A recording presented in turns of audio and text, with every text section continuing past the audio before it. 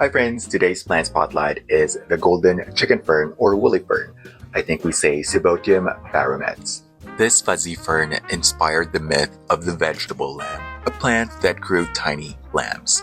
Native to Southeast Asia, it loves warmth, humidity, and bright, indirect light.